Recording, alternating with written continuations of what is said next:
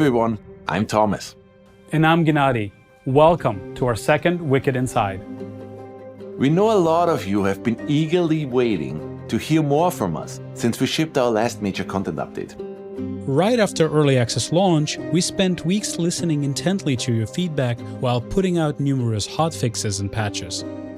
Then, after we felt that No Rest for the Wicked was in a good spot, we launched our first big content update, the Crucible. Yes! With the Crucible, we introduced fresh enemies, brand new systems, and a fun mode to keep everyone entertained while we began work on our next major content update. But it's been a while since then, and today we'd like to explain why.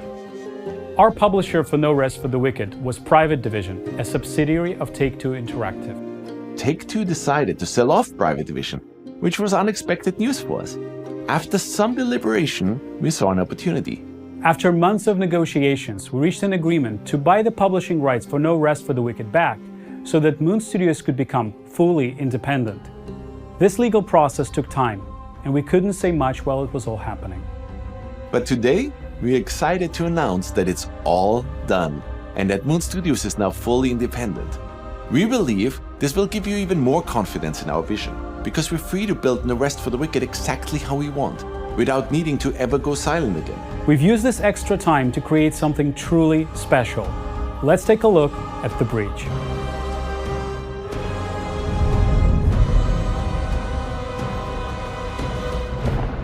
The breach represents the biggest content update we have ever shipped.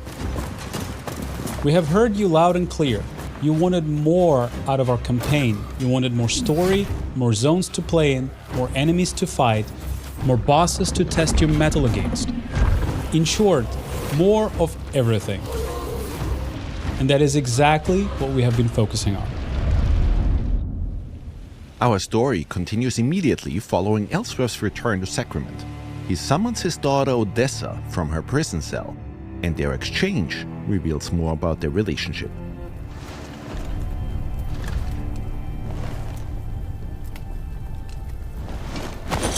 Take the upper passage out, then leave by the northwest gate. What are you doing? God Bennett often sleeps on duty, and the ramparts above him will be unmanned. Head north to Ermgard and Merin, or west to the Glades. Anywhere but here. So that's it then. You have to go. As a Cerim, players will have to venture forth into new areas we're introducing for the breach. These are massive zones that essentially double the size of the world players got to explore so far. A lot has changed in Isola Sacra since you've last visited. Southeast of Sacrament lies the Lowland Meadows, a once idyllic haven used by Sacrament's hunters to gather food and supplies. Ellsworth requests our presence on a secret mission, but a faction known as the Harvesters has taken over the region. See? I told you the Cerim would come, and here they are. Indeed. Your presence is welcome here. My friend is convinced that some threat awaits us at the Weeping Sisters. As always at Moon, when it comes to level design, we deliberately craft every single inch of our world by hand. We do not rely on any procedural generation, and we believe that ultimately that will allow us to create an insanely expansive, interactive open world where every inch actually matters.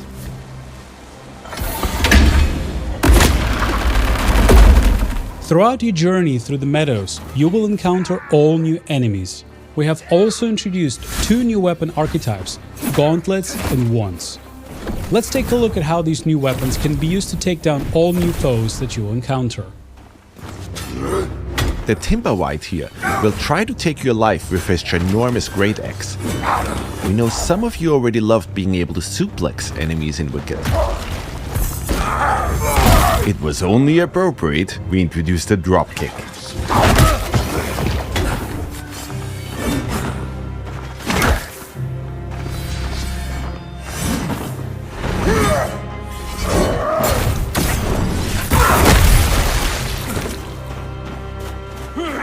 Wormwood wretches and Limseed archers will keep you on your toes with brutal ranged attacks.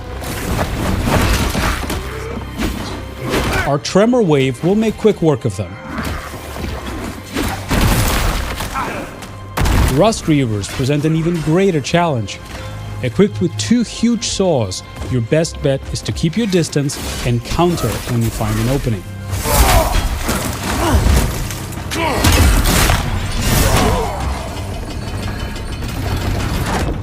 Deeper within the meadows, the Copse Treader will try to block your path forward.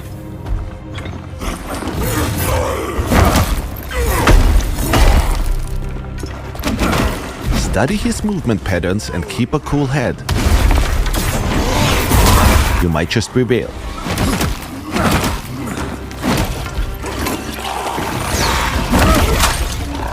Obviously, we are also introducing all new bosses for the Breach, but we don't want to spoil everything just yet. We know a lot of you already enjoyed how much love and care we're putting into all of these areas. Once again, we didn't shy away from really using verticality and hiding secrets everywhere. Even though you'll often fight for your life in all of these zones, every now and then you'll get to enjoy a serene scene of beauty.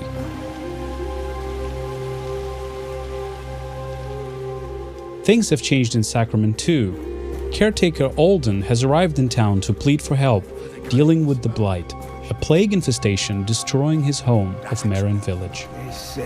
Excuse me, is it true that Governor Ellsworth has already gone north with that madrigal? The guard said as much, but I wasn't sure. Many doors in Sacrament stay shut to us, Dasha. And if you exit Sacrament through its northwestern gate, you will find yourself in the once majestic Merrin Woods.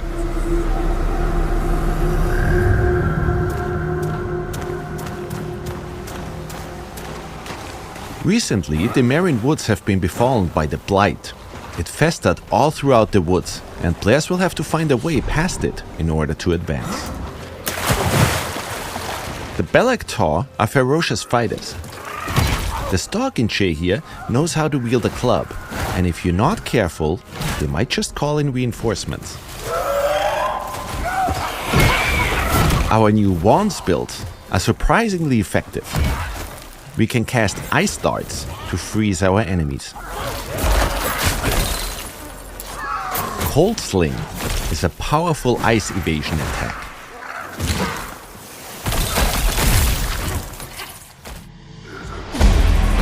For the Heavy Feather, we'll use some more powerful spells our wands provide. We have since learned how to perform the Riven Twins Plague Explosion.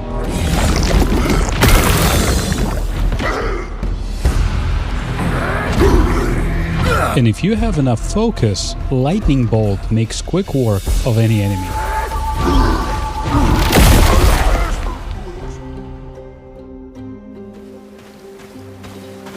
Halfway through Merrin Woods, you'll encounter Merrin Village, a peaceful woodland community of Isola Sacra. First traveler I've seen in ages. I'm amazed you made it to our village at all, stranger. Hardly anyone comes here anymore. 10,000 blessings, Cerim, for returning us to ourselves. The villagers in Merrin provide new services and sell different items than the ones in Sacrament. My clod of a cousin's still hammering away in Sacrament. Figured they would have run him off by now. Chased them out of town with their crooked pitchforks and bent spears. Might as well give it here. In Merrin, we will also meet Odessa's godmother, Irmgard, a connection to her Dasha heritage. I remember when my mother used to sing me to sleep. You did too. Same lullaby. Will I see you there? All of us at one table again. I'm not welcome in Sacrament. And in a return to the Nameless Pass, we'll explore new areas within it, learning more about the forces of the mainland.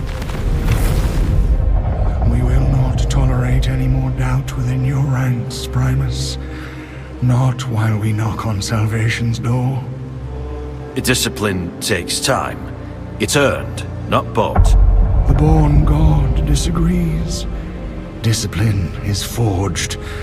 It is a tool, molded in flame. Meanwhile, we'll continue the story of Madrigal Celine and her vanguard, who seek to liberate the lost city of Cerim.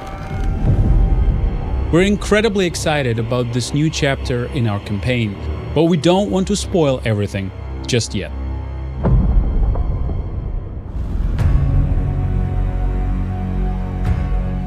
Our intention for No Rest for the Wicked was always to provide players with an insane amount of content, even after they finish the campaign. After the events that unfold throughout the Breach, our Spilled Blood questline continues as any area within Isola Sacra can now be overtaken by the Pestilence. Once an area is infected, you'll suddenly have to fight enemies that you never encountered before in these areas.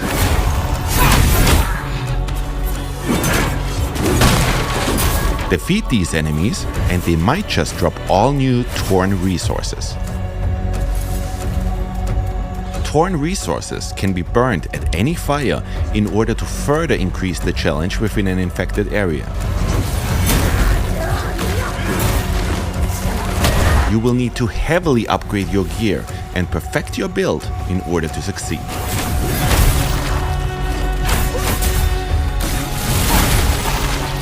But greater challenge also means greater rewards.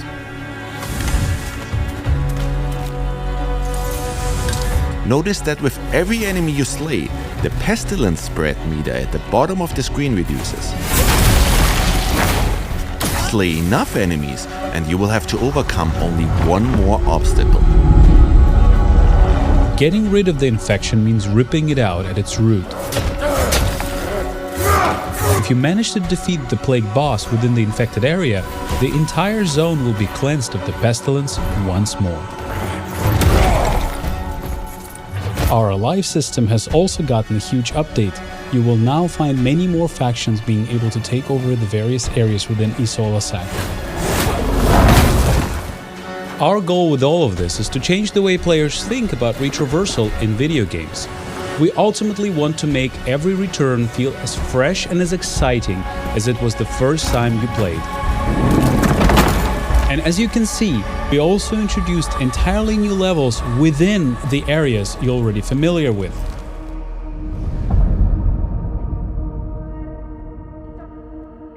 In order to aid players in achieving the perfect build, we introduced quite a few changes that will make progression a whole lot more streamlined and fun. First off, we have revamped the way gear drops. We replaced the tiered approach and came up with a formula that takes the player level, the area level and the enemy level into account, which results in an experience where any gear that drops will be approximately within your level range. Now, gear that used to only drop in earlier zones might just drop again, but at a higher level. We tried this out, and we ultimately see a much higher variety of gear throughout our playthroughs. We think it's a much more enjoyable looting experience.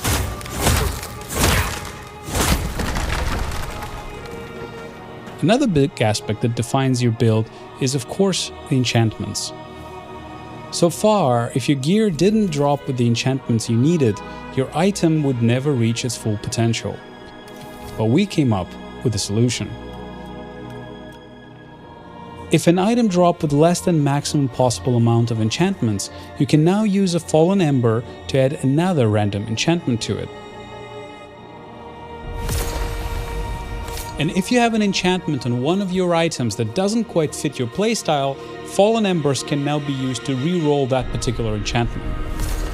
Of course, Fallen Embers are also still used for respeccing your character, which makes Embers insanely valuable now. We also introduced a new weapon rarity, Masterworks. Any Masterwork starts out as just a common item. If you decide to forego the RNG aspects of Wicked, you can bank on gems in order to fully customize your item. Gems will now show you exactly what effect they'll have depending on which item you slot them into.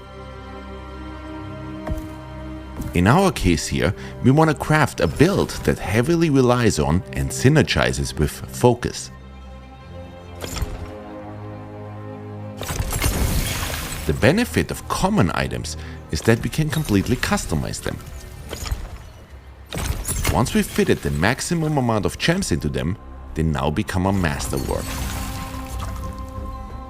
In general, we've introduced a whole slew of new weapons, runes and armor sets.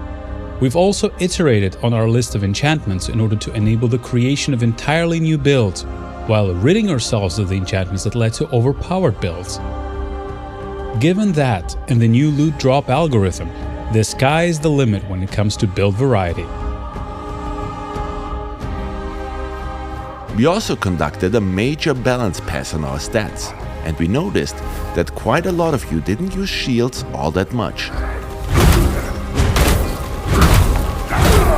So we changed the way they work. Instead of draining stamina, shields are now based around poise and stagger, and we try to ensure that each shield archetype feels unique. So we can't wait to see all your new sword and board builds.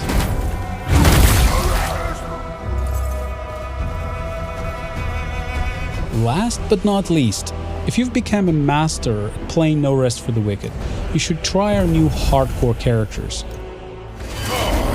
Permadeath is enabled for these, so once these characters die, they get downgraded to non-hardcore characters that can only be played on regular realms. I wonder who will be the first player to slay the Aconite with a hardcore character.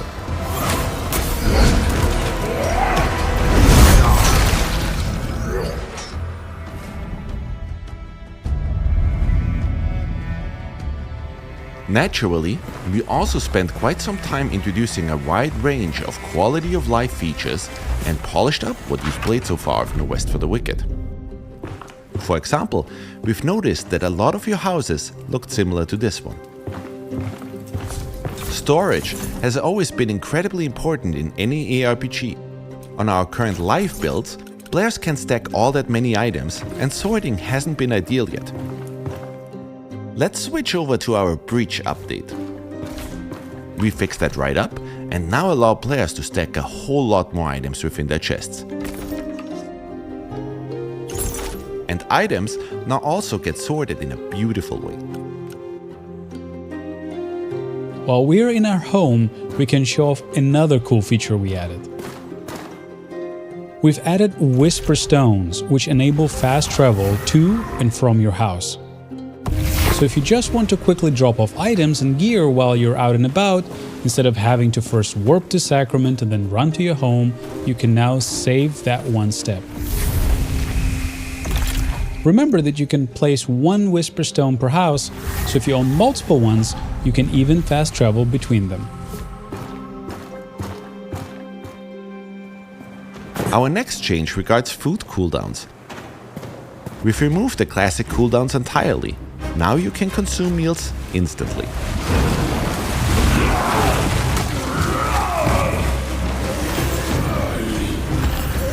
However, your stomach is no longer a bottomless pit. You have a limited number of meals you can eat during combat.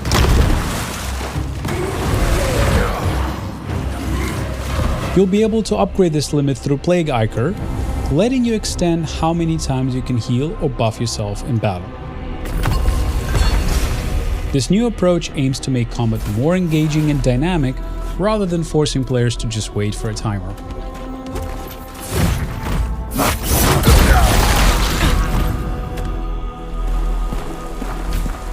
Time ticks ever forward. We know timers and project wait times have been a major discussion point in our community. We're adding a new feature so you can contribute food and ingredients to make Adanas' workers, speeding up whichever building project they're currently tackling. We're always listening to your feedback, and we will keep iterating on the system. If you have thoughts, please keep sharing them. And of course, we've been hard at work meticulously optimizing performance. If you notice any poor performance in a machine before, the Breach update should drastically improve your experience. Speaking of improvements, our DLSS implementation has been updated to a newer version, which results in much crisper image and even better performance. And these are just a few highlights. In total, we are counting more than 11,000 changes since we shipped the Crucible update. Before we dive deeper, we'd like to clarify how you'll access the breach. You will need to replay No Rest for the Wicked to fully experience this update. Old saves remain in a legacy build, but this approach ensures the breach is integrated as seamlessly as possible into the game. We realize this might be a surprise for some. Ultimately, the scope of the breach and the underlying changes led us here. But don't worry, you'll discover plenty of fresh content, quests and loot to make restarting your journey worthwhile.